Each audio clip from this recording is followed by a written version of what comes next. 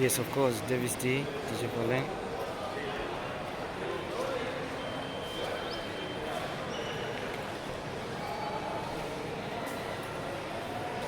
Sean Boy. Welcome, Papa. Mwami w'abana. Sugar man. Are you okay? Welcome in our country, Burundi. Yeah, thank you so much.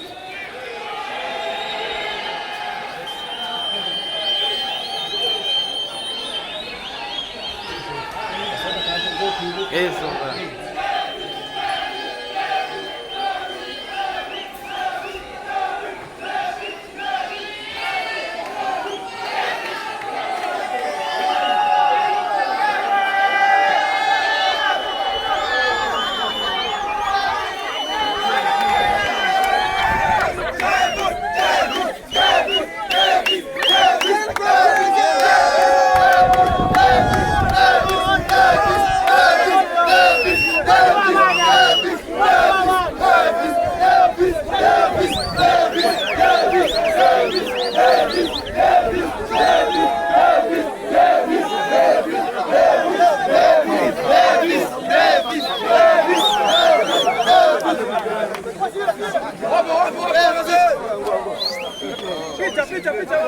C'est ma Davis, Davis, Davis, Davis, Davis, Davis. Sean Boy, Sean Boy.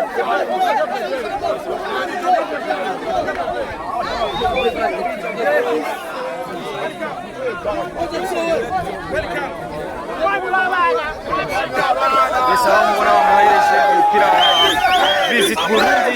Yes. Sugar man.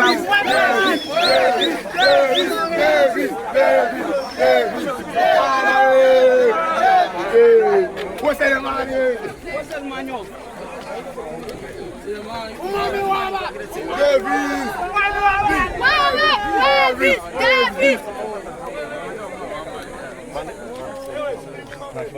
Il faut tout le monde venir. Davis, mas ele é bom.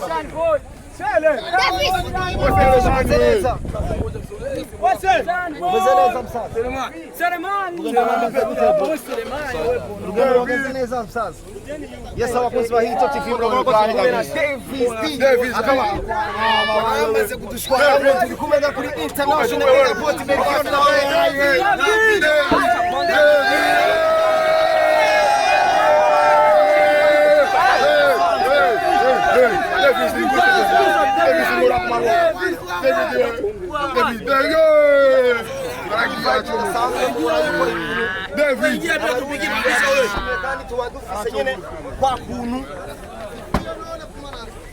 Yes. Ni Star Event isanzwe iserukirwa na DJ Paulin. Mwamubonye ko ariko aturangiriza umwaka neza cyane, ni ibintu bimeze fresh. DJ Paulin, Star Event.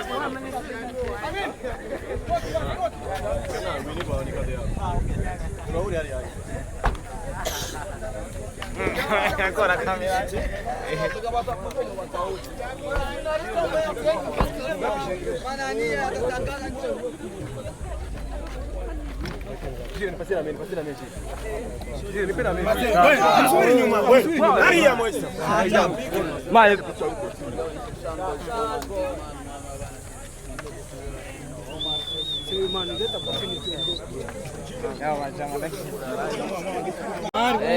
Nishimiye cyane abantu banyakiriye n'abafana banjye bo ku mutima, byanshimishije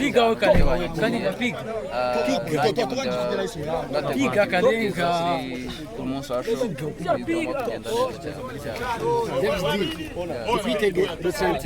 Yes, Road 31, just ni Sean Boy and Yo, karibu sana. No musi uji nyuma yo gushira ahagaragara indirimbo mwakoranye na Big Farious. Ni cyahe uje na cyane ku ndirimbo wakoze, ni cyahe uje kwereka abarundi. No musi washimye gukora indirimbo na Big Farious for the first time. Ni cyahe ikintu uje kugaragariza abarundi muri rusange? So no kuvuga Big Fizzo ni inshuti yanjye cyane. Ni grand frère wanjye. So rero ni umuntu twakunze gukomunika cyane mu muziki. So aka kanya rero indirimbo twateguye kare mbere. So ariko bahitamo kwidropinga nanjye nzaba nje kwakirwa iwe kuko nanjye umunsi yaje wanjye nzamwakira iwacu mu Rwanda nubwo buryo twakoranyamo indirimbo kandi yanagenze neza cyane mwayumvishije n'indirimbo imeze neza nani Sugar Mami kuri munsi uraje muri concert uvuga muzo muri kumwe n'undi munyarwanda mwene wanyu ariwe Juno Kizigenza ashite ku munsi weje muzokorana hamwe cyangwa umwe wese azokora atapara avuga ati jewe ndikorana ariko nk'abanyarwanda tuzokorera hamwe kugira turyohera abarundi ntago ari ukuvuga nk'abanyarwanda gusa n'abarundi harimo Dramati harimo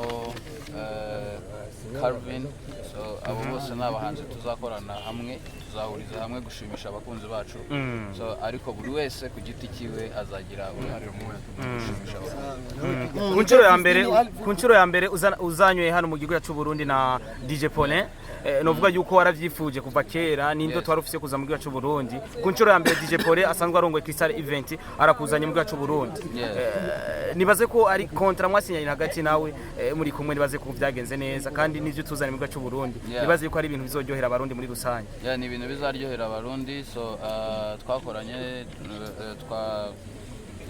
amasezerano yacu yagenze neza kumva ko n'igitaramo kiri buze kugenda neza. Thank you so much. Ni Davis D ni Alvin Gucci kuva muri Hit TV the number 1 channel in our country. Imbere ya vyose reka tuvuge ati karibu cyane mu gihugu cyacu ciza cy'u Burundi. Yego nishimiye cyane igihugu cyanyu cyanryoheye cyane. Yego nishimiye kubona uburyo hasa ikirere uburyo harambitse nabikunze cyane. Okay, ni Davis D aho mu myaka heze bakoranye na Sadbi igikorwa cyakunzwe cyane. Mbe tuvuge yuko turekanye n'iki giteramo Davis D hari ayandi madiri peut-être ashobora kuzokora urekanye n'icyo giteramo.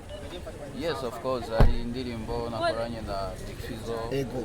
Harimo n'ibindi bikorwa bishobora kuvukamo igihe n'igito hano ariko ndumva ko bazasanga n'iwanjye mu rugo mu Rwanda dukomeze dukominikane neza dukora ibindi bikorwa binini birushijeho ariko nababwira ngo icyambere ndi gukora ndi concert nkorera abakunzi mu gusozera akajambo kamwe turabona ko agira agende DJ Paulin akajambo mu gusozera kuwakuzanye ari DJ Paulin asanzwe atwara Crystal Event the first time akuzanye ari benshi babigerageje ariko DJ Paulin kuno munsi yabigerageje biranakunda iraba mission reisi DJ Paulin n'abandi barabigerageje ariko ntabwo ari uko byananiranye byahuraga na timing wenda n'ahari ndi muri tourne muri Europe hari abashatse ko dukorana hari abashatse ko dukorana hakiriho covid ukumva habaga barimo imbogamizi nyinshi ariko kuri Paulin bibaye timing nziza kandi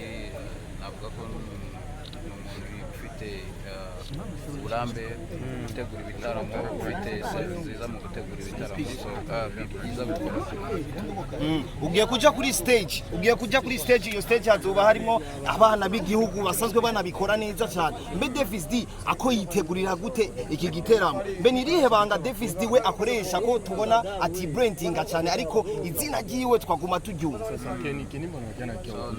nuko ndi mu mitima y'abakunzi